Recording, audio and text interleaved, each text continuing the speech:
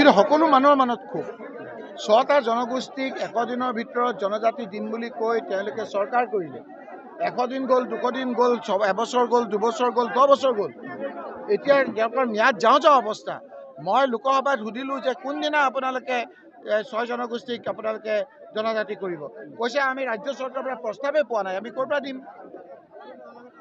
তেওঁলোকে আপোনালোকে কোচ ৰাজবংশী লোকসকলক ঠগালে, চুতীয়া লোকসকলক ঠগালে, বিভিন্ন সম্প্ৰদায়ক ঠগালে, মৰাণ মটকসকলক, টি গাৰ্ডেনৰ মানুহক, আজি আপোনাৰ আহোম সম্প্ৰদায়ৰ লোকসকলক, আজি টি গাৰ্ডেনৰ লোকসকলক 351 টকা দৈনিক হাজিৰা দিম বুলি কৈ 10 বছৰৰ আগত প্ৰতাৰণা কৰি এতিয়া 220-250 টকা দিছে। প্ৰত্যেকটো মানুহ, প্ৰত্যেকটো জনজাতি আজি ক্ষুব্ধ। তেওঁলোকৰ এজন উপযুক্ত মন্ত্ৰী নাই। বঙালী হিন্দু মানুহখিনিয়ে তেওঁলোকক কিমান ভোট দিলে, হিয়া উজাৰি ভোট দিলে। বঙালী হিন্দু মানুহৰ এজন প্ৰতিনিধি নাই। হিমন্ত বিশ্ব শৰ্মাৰ মন্ত্ৰীসভাত এজন ব্ৰহ্মপুত্ৰ বেৰীত বঙালী হিন্দু মানুহ মন্ত্ৰী নাই। কাৰ ওচৰলৈ যাব বঙালী হিন্দু মানুহখিনি? ইফালেতো ধৰ্মীয় সংখ্যালঘুখিনিকতো তেওঁলোকে বিভিন্ন ধৰণৰ প্ৰতাৰণা কৰিলে। এই মানুহখিনি ৱাকাফৰ যোগেদি যিটো অন্যায় কৰিলে, সেই অন্যায়টো ৰাইজে ৰখি আছে কোনদিনা আমি তাৰ প্ৰত্যুত্তৰ দিওঁ। ৱাকাফ সম্পত্তিটো কি? মানুহে ৱাকাফ মানে হিন্দু মুছলমান কৰি আছে। ইয়াত কোনো হিন্দু মুছলমানৰ কথা নাই।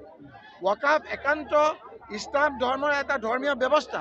মোৰ আজি সম্পত্তি, কোনো ধৰণৰ কেছ মামলা নাই। সেই সম্পত্তি মই আল্লাহৰ হস্তে মই দান কৰিব বিচাৰিছোঁ। তাত আকৌ বেলেগ কথা কি থাকিব পাৰে? সেই সম্পত্তিবিলাকতো এতিয়া আমাৰ বিজেপিয়ে হস্তক্ষেপ কৰিব বিচাৰিছে। এনে কাৰণেইতো আজি 240খন চিটে পাইছিলে লোকসভাৰ কাৰণে বিজেপিয়ে।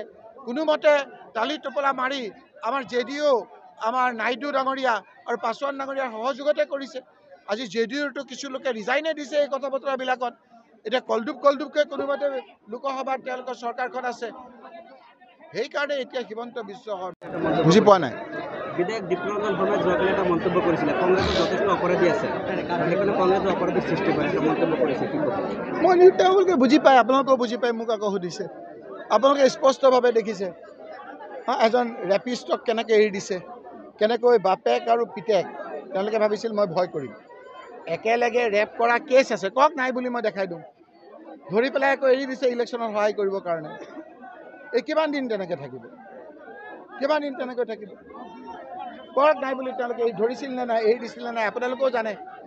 মোক আক্ৰমণ কৰি মাৰিবলৈ খোজা সেই লোকসকলৰ 21 জন আছিল। তাৰ ভিতৰত 9 জনৰ কথাটো বিধানসভাত তেওঁলোকে ক'লে।